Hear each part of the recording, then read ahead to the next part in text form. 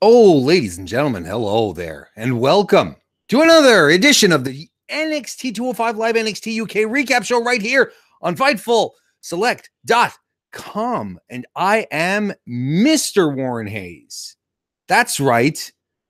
We will be going through this journey together across these three fantastic, absolutely fantastic brands that WWE graces with us every week on Tuesdays and Wednesdays. We're going to do this together, folks. You know, it was first of all, I want to thank you all for watching. If you're here live in the live chat, that's fantastic. You know, I do these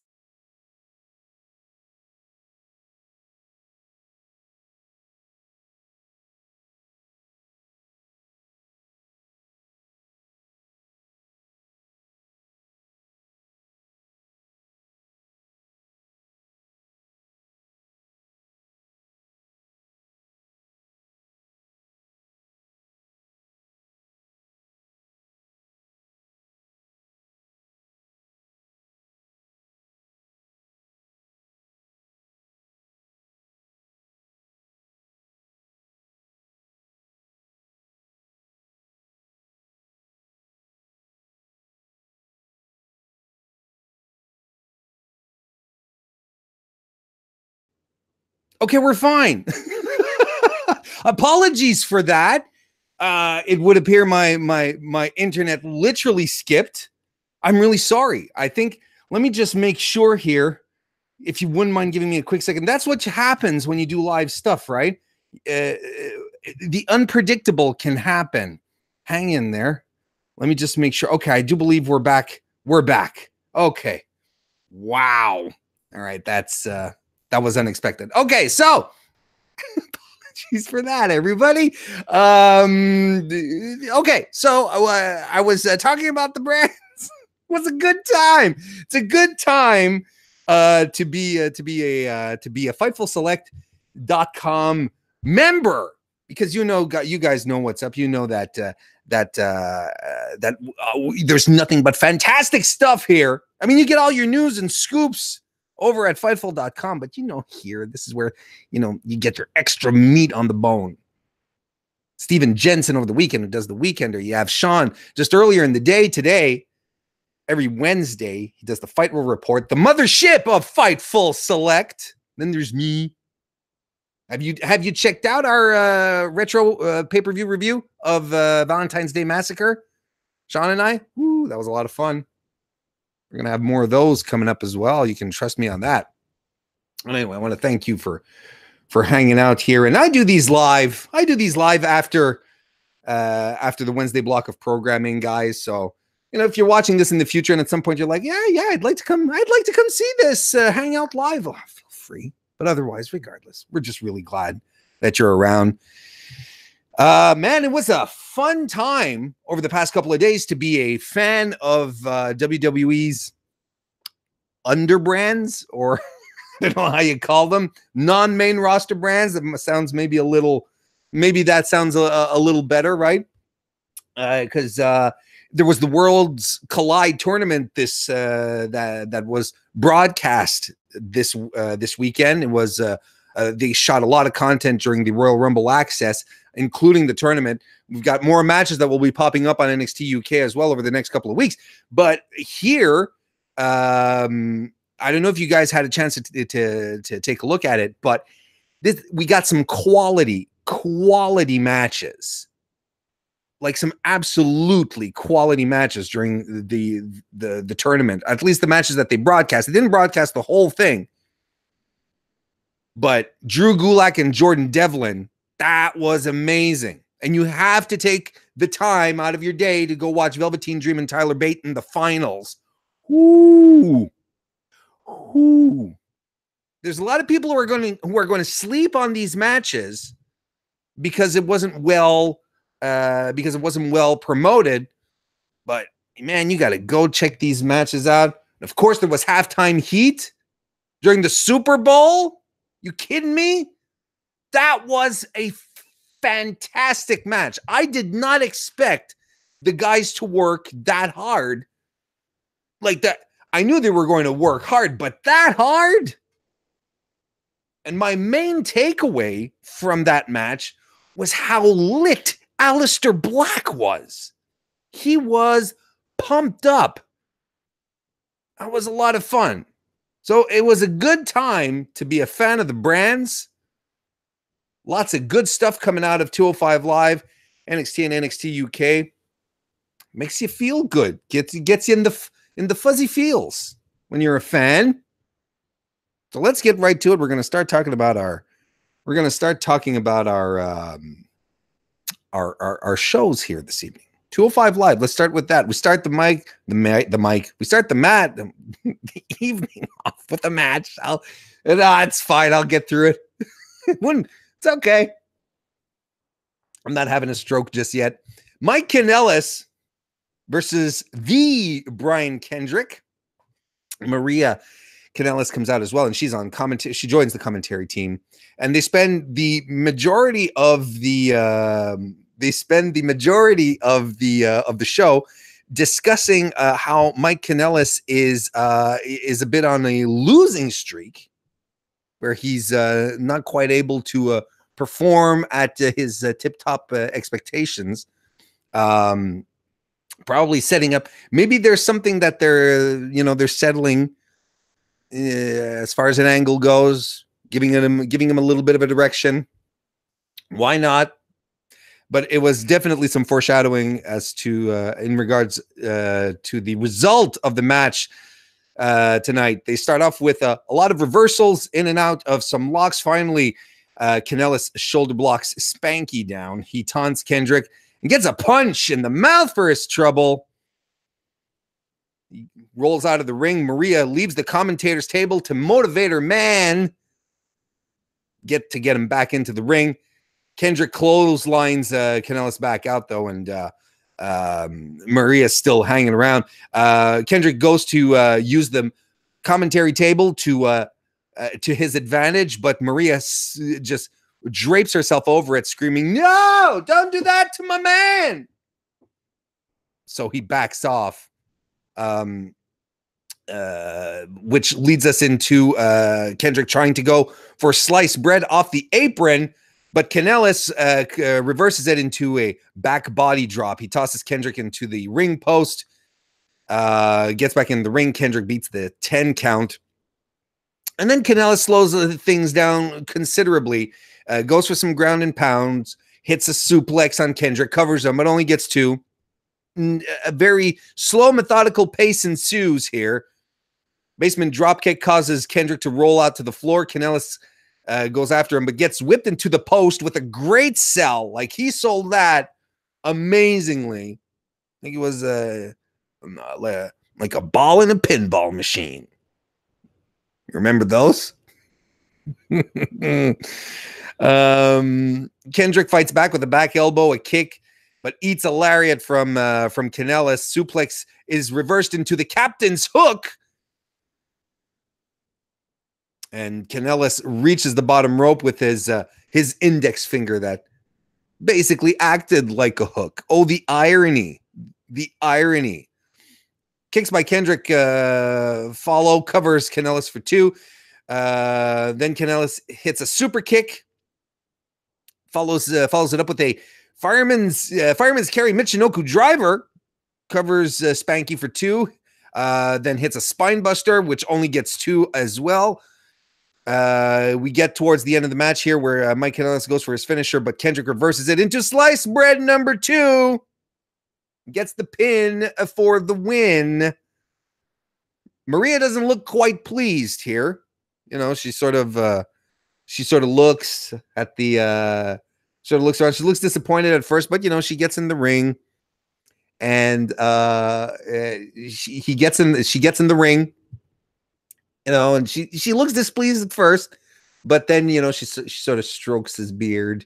Everything is fine. For now, kind of feels like they did say, sprinkle some seeds of doubt here as to the future of the Kanellis. Is that how you'd say it? Kanellis? I don't know. I'm drinking Diet Coke this evening.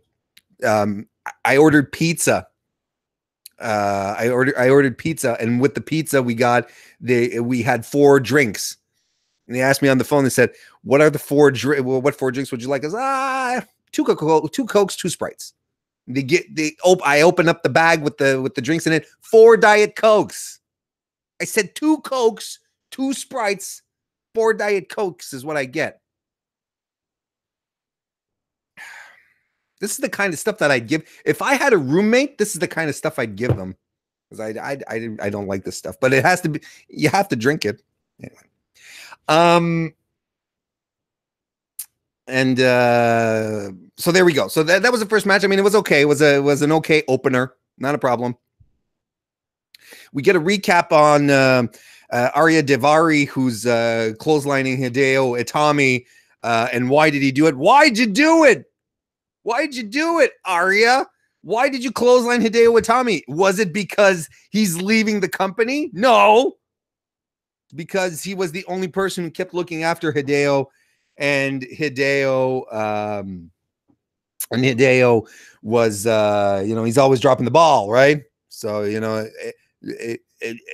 Arya is done looking out for others. He's looking out for himself now. We have then the 4 fatal 4 contenders in the main event, each cutting a quick promo. We get a reminder that Tony Nese and Noam Dar fought in a parking lot last week, and Nese got suspended. We have Drew Gulak and Jack Gallagher who are backstage with Drake Maverick, and they still want to accompany Humberto Carrillo to the ring, but Drake still thinks it's a bad idea. But Drew's like, look, if he starts going down the wrong path, it's not on us. We just want to help, right? We just want to help. So so they leave, and then Noam Dar comes in and he says, look, I want a match with Tony Nese. Drake's like, he's suspended, and says, I want a match with Tony Nese. Okay, I'll not only make a match, I'll make it a no DQ match. Okay. that's some logic right there, but that's what we're getting. Next week, Tony Nese versus Noam Dar in a no DQ. Should be fun. I'm looking forward to it. Main event. Fatal 4-way to determine the #1 contender for the Cruiserweight Championship to be defended at Elimination Chamber. Lio Rush, Akira Tozawa, Humberto Carrillo, and Cedric Alexander. Fatal 4-way elimination match. So you get pinned, you're kicked out of the match, and the match continues. So everyone gets in the ring, and straight off the bat, Lio Rush is talking trash. He's looking at Akira Tozawa saying, I beat you twice. And he looks over at Carrillo and he says, I don't know who you are. And Cedric Alexander's like, what? You never beat me. And then, and then you realize that, Lio Rush is he's the only heel in this match, right? Rush gets a lot of offense early on in the match. It's pretty much like, it turned the first third of the match is a showcase for him. Essentially, he uses his quickness to avoid all of the babyface's offense. He's running in and out of the ring, but he ends up being taken out by a dive from Akira Tozawa, who we have a tendency to talk about Big E's YOLO dives, right? But holy crap, man. Akira Tozawa doesn't have much respect for his neck. I mean, he goes in head first. Those are some severe dives every time. Alexander and Carrillo go at it with some arm drags. Sunset flip by Tozawa, while Alexander has Humberto in a gut wrench. So basically, the sunset flip causes Cedric Alexander to German suplex Carrillo, which was really cool. Rush gets back in the ring. He dives onto Alexander, immediately goes after Tozawa, and dives hard on him. Rush starts working on Carrillo. Basement drop kick to the back of his neck follows. Alexander tries to get back in, but Rush, always thinking, kicks him right out. He runs the ropes, but Humberto catches him as he's flying into the air, but Leo reverses it into a DDT. Rush tries to avoid some offense, avoids a kick, but then eats an enziguri. Carrillo turns around and eats a missile dropkick from Tozawa, which gets Carrillo out of the ring. Tozawa starts to work on Rush, but he fights back. He clotheslines Tozawa down, series of counters until Rush kicks Tozawa to the side of the head, covers him, only gets 2. Rush goes up top for the split-legged frog splash. He fights off Alexander, who's trying to cause some interference. He jumps, leaps off the top rope, but Tozawa rolls out of the way. Leo lands on his feet and eats a lumbar check by Cedric Alexander, and he is eliminated, and I am kind of bummed. I'm kind of bummed. I'm kind of bummed. I don't know why they're not using Leo Rush more than they are right now on 205 Live, pushing him in a more prominent position, because right now he is a recognizable face from what he's doing on Raw. He can be someone that the more casual fans in the audience can identify with and relate to. I am bummed.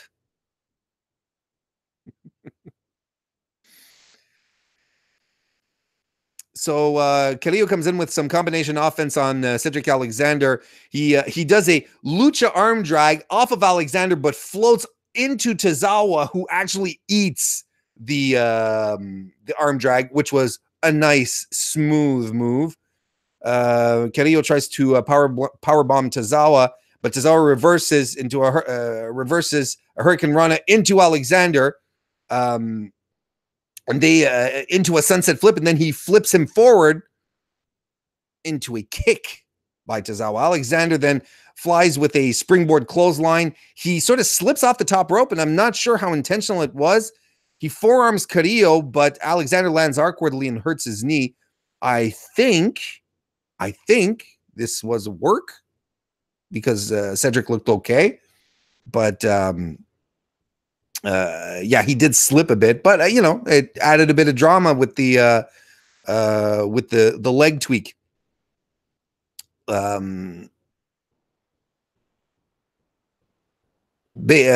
this point here, Carrillo climbs up. Well, there's some top rope shenanigans with all 3 guys. Carrillo remains at the top, but Tozawa gets him off the top rope, and Tozawa hits the top rope senton on Carrillo and gets the elimination. So we're down to Alexander and Tozawa, and Alexander is all business. He removes his elbow pad. You know that means it's business, all business. Tozawa, on his end, removes his mouth guard. Why would he do that? It's like, you know, one guy removes his elbow pad so that he can hit you harder. Why would you remove a measure of protection that you have in your mouth? Doesn't make you look tough, Akira. Makes you look dumb. It was a fun sequence. I really like this final third here between these 2 guys. That they worked really, really well together. We'll go forward here a little bit. Alexander tries to go for a neuralizer, but it's converted into a German suplex. Alexander pops right back up and eats another German suplex by Tozawa with the bridge.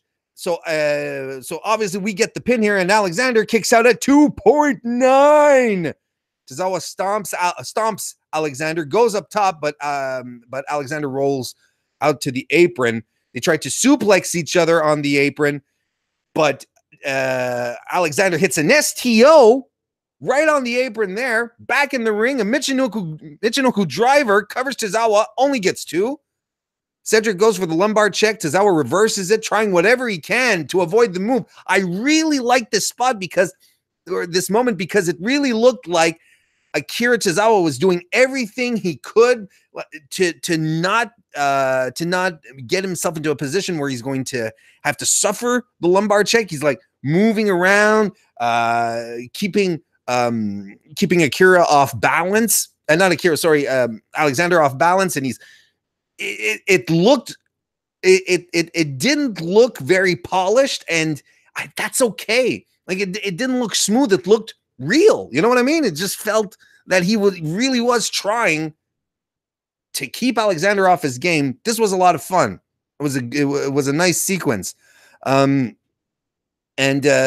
he's trying whatever he can. Tozawa looks desperate, basically, to try and stay in the game. Hits an inverted Rana. That's how this ends up. An inverted Rana on Cedric Alexander, goes up top with the super senton and covers Cedric for the win. Akira Tozawa is absolutely going to Elimination Chamber against Buddy Murphy, who pops up on screen to congratulate Akira Tozawa and talk a bit of trash, because why not? So there you have it. That was 205 Live. Fun main event. I thought it was a really good match. Guys worked really, really well together. Kind of broke us out of that funk from the past couple of weeks where 205 Live has been so-so. No, this was fun. And you want to talk about something that was not so-so? Tonight's edition of NXT. Holy crap. Ooh. Let's go right ahead and talk about it. Johnny Gargano starts it off, comes to the ring. Our new North American champion. Get a couple of we get some Johnny Champion chants in the audience. We get a couple of Johnny Sucks chants, dueling chants, but clearly the Johnny Champion chants are quite loud, much louder. We even get some "You deserve it" chants as well, as he says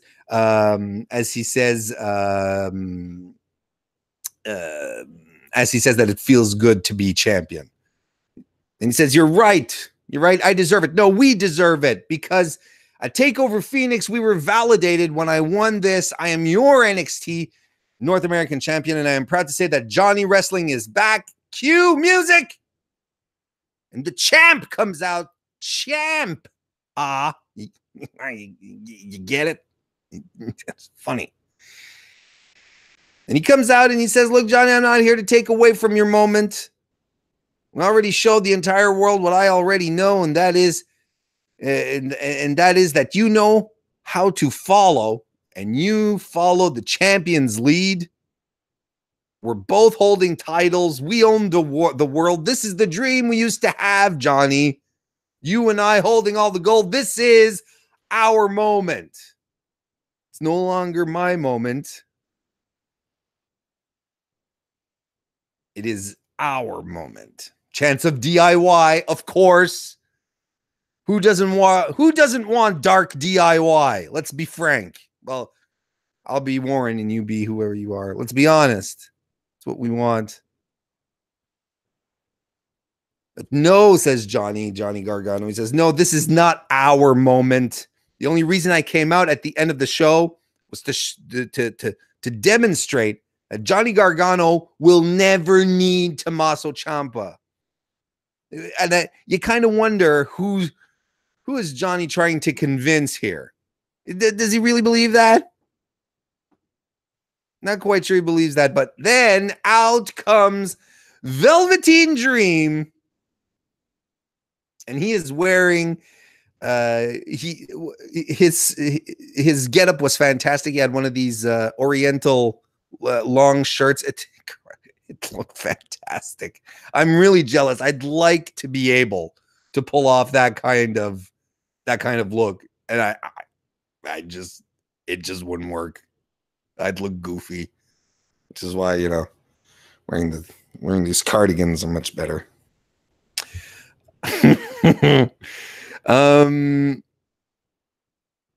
So he comes out and he says, this is cute. This is very, very cute. DIY champions once again, but let's not forget that this is not about Gollum and his Goldie or Johnny Badass. It's about the man who stole the show at TakeOver Phoenix just by showing up. He's talking about himself, of course. He mentions winning the Worlds Collide tournament, and that allows him to earn a NXT championship opportunity. So he goes over to Ciampa. He looks at him, looks at the belt, and he says that, Ciampa, you need to back up. He says, I see the lust in your eyes. The dream is over you.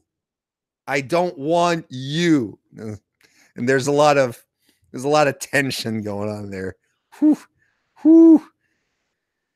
Gets in the ring with Johnny Gargano, though, and he says, the dream wants you. While you were sitting in the audience, Johnny, I was putting on Johnny says to Velveteen Dream, while you were sitting in the audience, I was putting on the match of the year, and I won the North American title, and the next night I was in the Royal Rumble. So I'm on top of the world, and I'm feeling a little dangerous. Then the Dream says, there is one question that the people and the Dream want an answer to. That's what he says. He says, there's one question we want an answer to. And the question is, Johnny Gargano, how did you take out and incapacitate Aleister Black in the parking lot? No, I still haven't figured it out, but that's not the question. No, the question was, will you, when you come to the ring to fight me, will it be Johnny Wrestling or Johnny Jackass? I really like the Johnny nickname stuff. I like it. It's a fun gimmick, and everyone can use it. Gargano uses it to boost himself, and then his opposition cannot. So he walks out of the ring.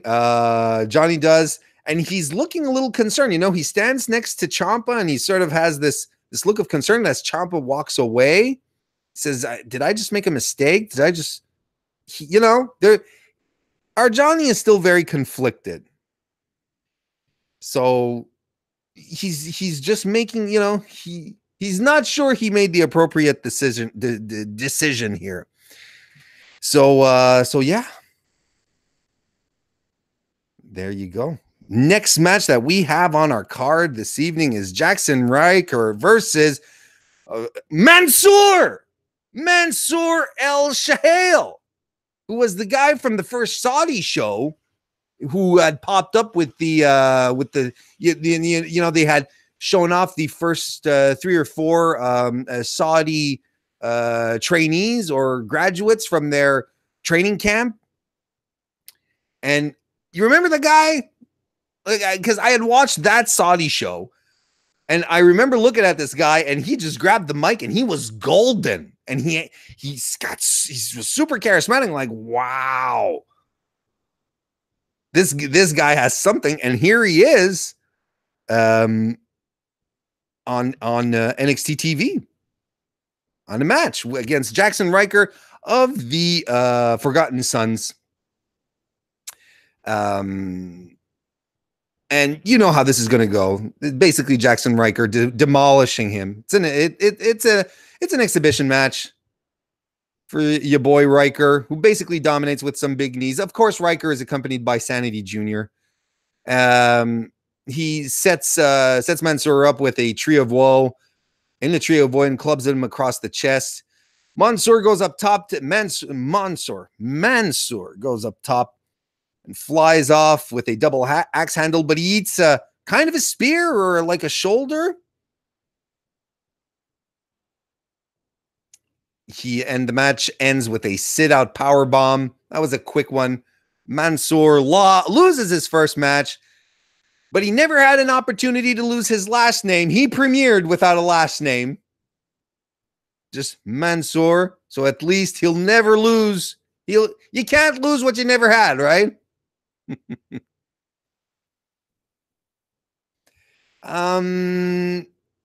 Backstage, Kathy is having she's having an interview with Adam Cole as she's waiting for Ricochet, and Adam Cole is there with the lads, of course. Cole says Ricochet is at the back of the line for the North American title. Of course, Ricochet takes exception to that. He says, I remember me beating you for the North American title, so let's find out who is next. Next week, me versus you in a number 1 contenders match. And like, okay, cool. Let's do that. And in 2 weeks, we're getting Johnny Gargano versus Velveteen Dream for the North American title. So this is all really cool.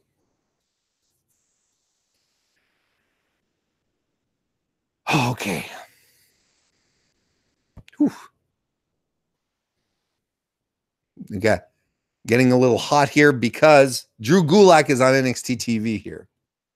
Drew comes in and so he enters the ring, but on top of that, we get the premiere, the NXT beginning launch premiere of Eric Bugenhagen or Hagen. Was it Bugenhagen? I think it was Bugenhagen.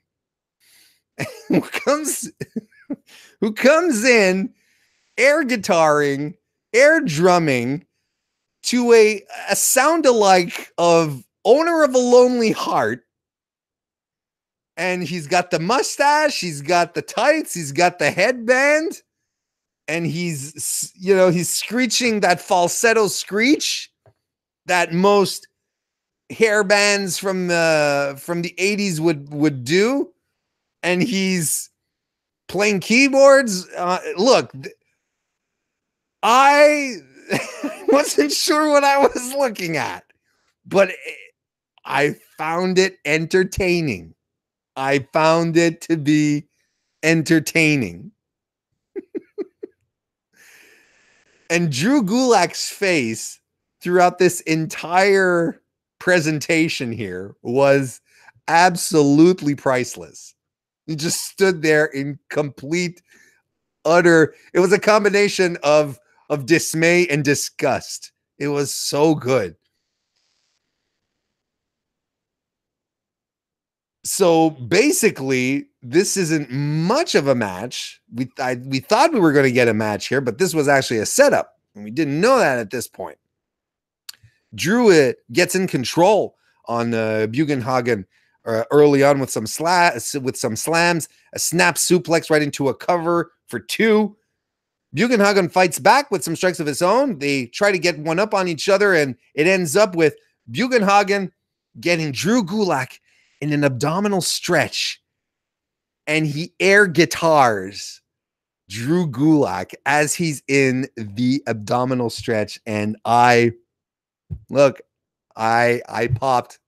That was some of the funniest shit I had seen in a while. Because I wasn't expecting any of this. Gulak is pissed, though. He breaks out and he Northern Lights Bugenhagen and eventually gets the Gulak, the Dragon Sleeper, for the win. I'm going to tell you, look, honest to God, I really do believe that a star is born tonight, Eric Bugenhagen. And you know what? I don't think he's going to stay long in NXT. This guy is destined for Maine real quick. Real quick. Anyway, so Drew's in the ring, and he has a microphone, of course, and he says, I didn't come all the way here to NXT for this. The hell is that? I've never been more insulted. It's like why did I have to fight Ben Stiller from Dodgeball? If there's anyone in the back who wants to step to me, come on and get stretched. Matt Riddle answers the call.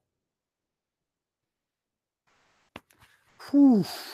Right then and there, I get the steamy heavies. Whoo! Riddle's ready to take that challenge. He says, if you don't like NXT, you can get out of that ring, get out of NXT, or I'll come to the ring and tap you out of NXT. And Gulak says, take off your flip-flops and come make my day. So we get an impromptu match, Matt Riddle and Drew Gulak, and holy crap, people, holy crap. This match happened. I think they've fought in Evolve before, but this was something else. They go to the ground real quickly. Lots of arm bars and leg locks. A nice sequence of chain wrestling here as Riddle picks Gulak up and slams him down. Some leg sweeps and pins followed by both guys. We're at a stalemate straight off the bat. and I'm already sweating bullets. I know we're in for a treat here. Riddle lands a basement dropkick right to Gulak's chest. A senton follows. Running elbow happens, and he goes for a second one, but he eats a goddamn dropkick right to the face by Drew Gulak. Oh! Gulak is right on top of him, grapevining the arms, tying Riddle up. He gets him in a headlock, and Riddle tries to get him pinned, but he can't break out. Eventually, Gulak runs the ropes. He shoulder blocks Riddle down, covers him for one. He hip tosses Riddle, covers him again. He kicks out, but then gets Riddle into a bow and arrow. And what a severe bow and arrow. Like, he was bending him over. Holy crap. Manipulating the joints. That was some good shit, pal. Snap suplex into a cover for two on your boy Riddle. But he fights back with some palm strikes. Gulak gets one in of his own, sets up for a suplex, but Riddle counters with a cradle suplex himself. Riddle with some kicks to the chest, but Gulak catches one of these kicks and twists him around into a dragon screw leg whip. Gulak gets sent to the apron, and Matt Riddle, while he's in the ring, locks in a sleeper hold. He drags Gulak over the top rope. He hits a German suplex with a bridge on Gulak for 2.9. But as he kicks out, he goes right into a Fujiwara armbar. Riddle fights back. They trade some more strikes. He dodges a kick by Gulak.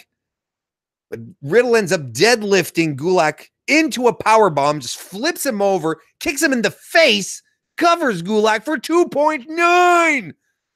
Then he goes right back on Gulak.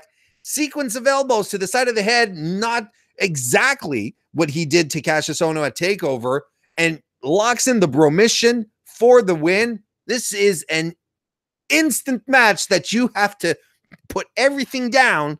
You know, you do your list here. You know, you take a shower, you walk the dog, and you watch this match. That's your to-do list, folks. The shower, the dog, or if you don't have a dog, you walk your cat, you walk your family, you do whatever you need to do. Just get it out of the way. It doesn't matter. That was such a great match. It was so good. I mean, they shook hands at the end. That was a lot of fun. And I feel like Matt Riddle needed this match to really put across his overall technical skills. Like working with Gulak was a super smart move, because if there's anyone who can match a grapple game that can follow you in a grapple game, it's Gulak. And they both look fantastic. Gulak was able to make Riddle come off as a star. And this is a part of Riddle that, for folks who weren't familiar with his work, they needed to see. This was so fantastic. John in the chat says, I only checked off one from my list here. Yeah, I skipped the other two. Just went straight for the match. But this was fantastic. This was absolutely incredible. You have to go check it out. That's it. That's highest recommendation. Main event time. We have Kairi Sane, Io Shirai, and Bianca Belair versus Shayna Baszler, Jessamyn Duke, and Marina Shafir. Belair and Baszler start this one off. A confrontation reminiscent of their TakeOver Phoenix match. Baszler starts working the arm, but Belair goes right, flips the script and goes after Baszler's arm herself. A fun moment where Bianca is doing some evasive maneuvers by cartwheeling. She's flipping around in the ring, and Baszler just she lets her go, and she very nonchalantly just walks away and tags Jessamine Duke in. I popped. That was fantastic. It's like, okay, do your show. I'm gonna go over here now. That was great. Belair does the hits a double chicken wing face buster on Duke. Belair presses tags Kairi Sane, and she presses her gorilla presses her over her head, and she drops Sane with an elbow on Duke, covers her but only gets 2. Duke starts fighting back, drives Sane into the heel corner, and then the heels are in control for a while. Sane chops Shafir, who starts no-selling, blocking strikes. She was kind of channeling her inner Ishii, Tomohiro Ishii. Then Shirai comes in for some double team offense. You know, it's been a couple of times that we've seen Kairi and Shirai be a tag team, and I feel like their double team offense it's just a little off. They're like mistimed with each other. It's not bad, but it always feels like, okay, Kairi's going to do something, and Shirai is just standing there, and aren't you supposed to be double teaming with her?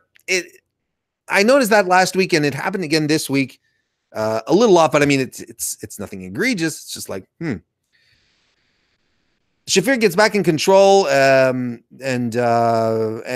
the heels remain in control for quite a bit here on Kairi Sane. I thought that the 4 horse, or at least the Shafir and Duke looked good, but I felt that their match that the match that they recorded at in Phoenix that aired last week, it was last week. I thought they looked much better in that match than they did this evening. Nothing bad, what they did, what they have to do, but it wasn't quite as good as as their tag team match they had last week.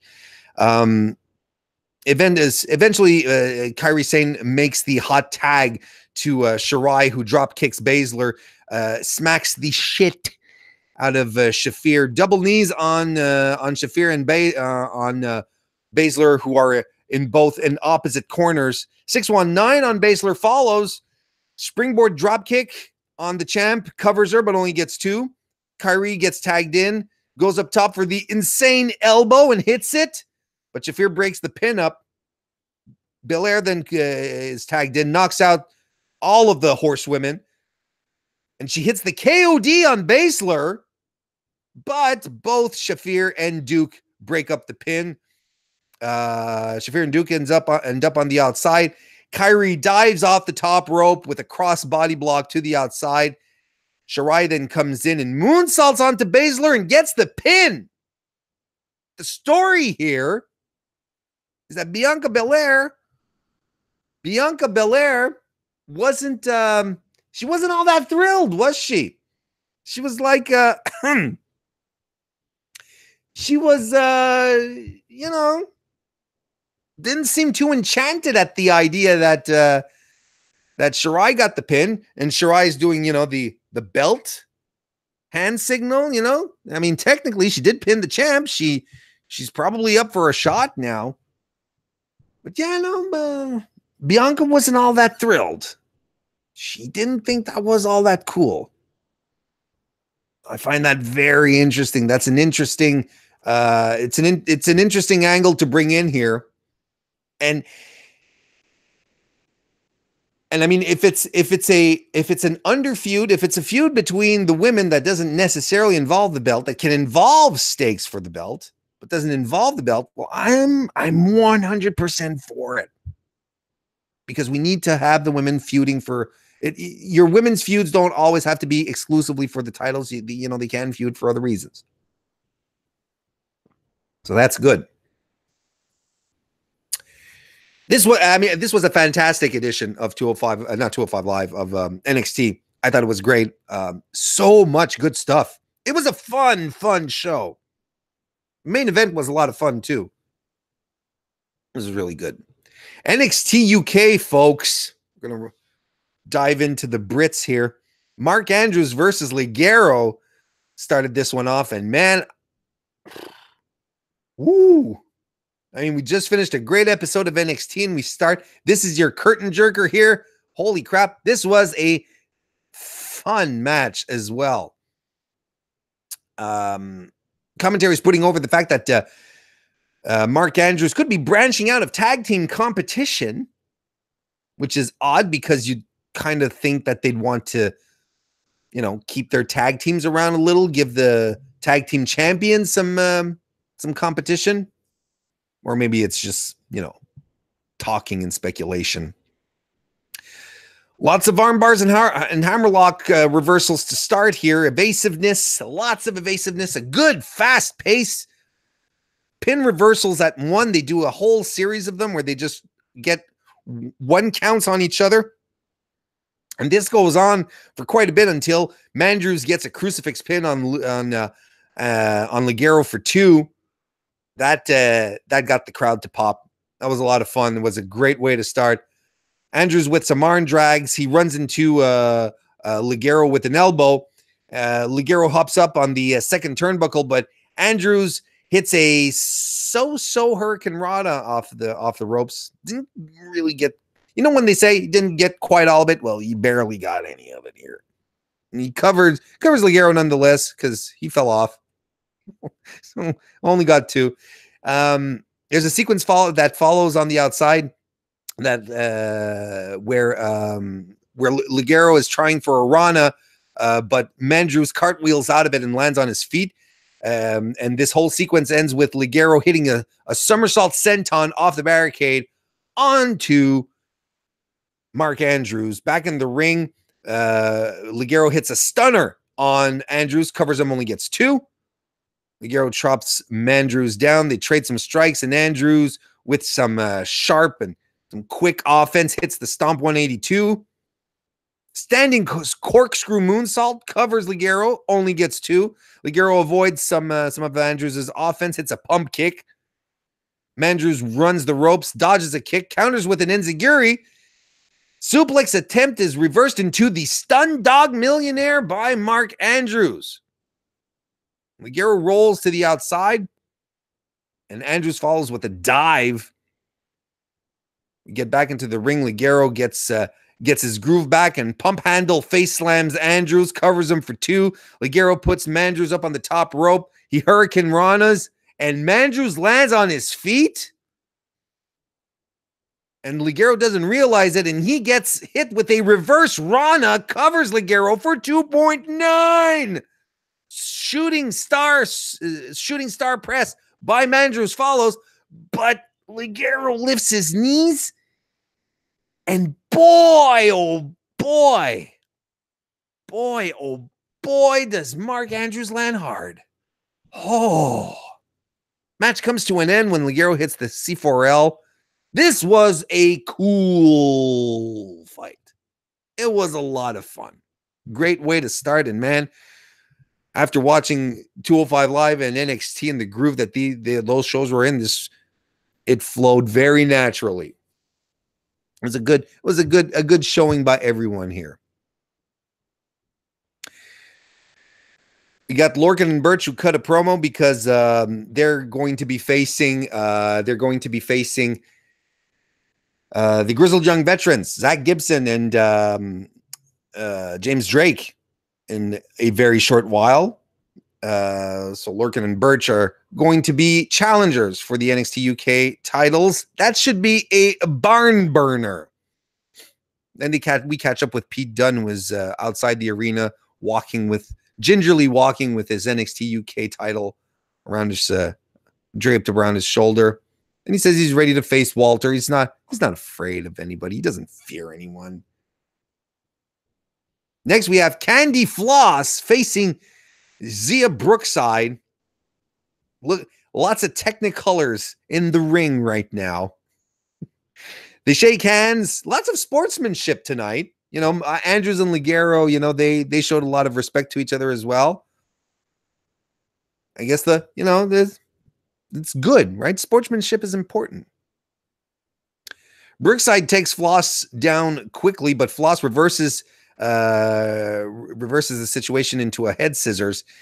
Brookside then breaks out of the head scissors with the headstand. They have a series of pinning reversals. Floss tries to keep Brookside in full Nelsons, Brookside keeps escaping, but Floss keeps getting her in them. But eventually Brookside does escape. She starts to work. She starts to work on Floss's arm, holding the wrist. Floss tries to escape by slamming Brookside down, but Brookside's still holding on to the wrist. She flicks Brookside over. Brookside is still holding on to the wrist. Finally, Floss reverses and extends Brookside's arm, bends the arm back pretty severely, stomps the elbow, and keeps working on her arm. Eventually, Zia gets a jawbreaker and a bulldog on Floss. Head scissors takedown, double knees to the back of Candy Floss in the corner, hits the Brooksy bomb. And that's a win for Zia Brookside.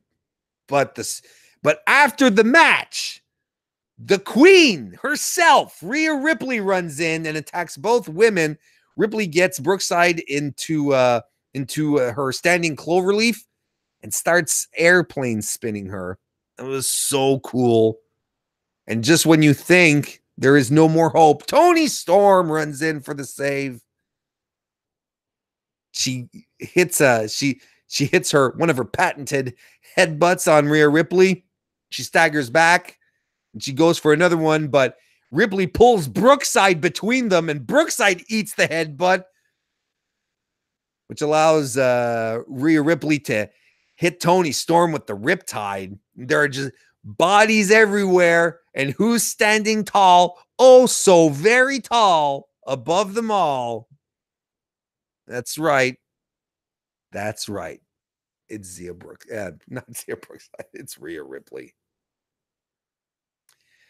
So this is to set up the match that Storm and Ripley had, but that we haven't seen yet at a takeover at Royal Rumble weekend in Phoenix. We have a Jordan Devlin promo. And basically he hypes his match, his upcoming match with Noam Dar, which happened at Phoenix as well. We have Wild Boar Mike Hitchman versus Joseph Connors.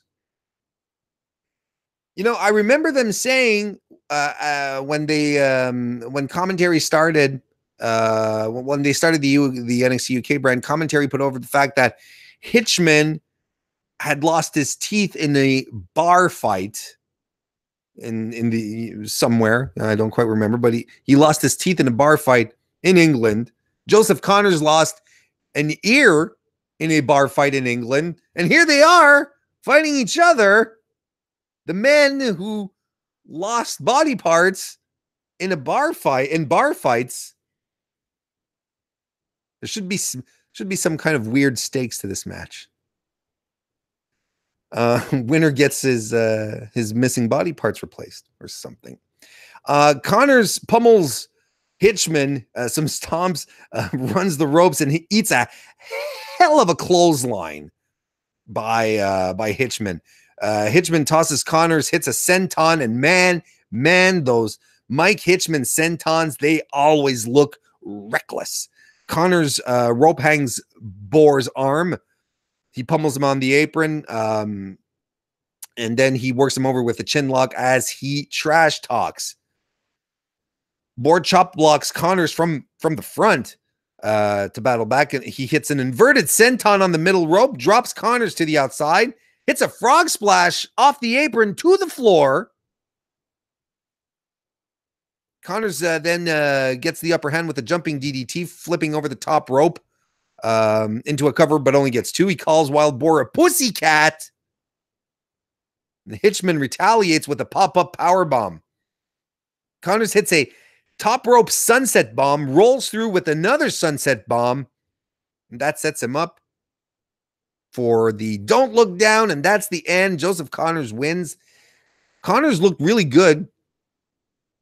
Connors really looked good tonight, but you know, I really dig Mike Hitchman's matches. I find that he can work with just about everyone and anyone and make them look good. That was a fun match. We have Gallus who are backstage. We see them getting themselves pumped up for their matches later this evening. And we have Rotzi interviewing Ginny Couture, who was magnificent. And Ginny here says she calls Rotzi hideous. She calls him hideous. Says his face is hideous and he needs a better wardrobe to distract from his face. Poor Rotzi. He's such a nice guy. Man. But Ginny does say that she's sick about everything being about Toni Storm all the time. Toni Storm has always been an impediment to her success. Well, my body is ready for Ginny versus Toni Storm.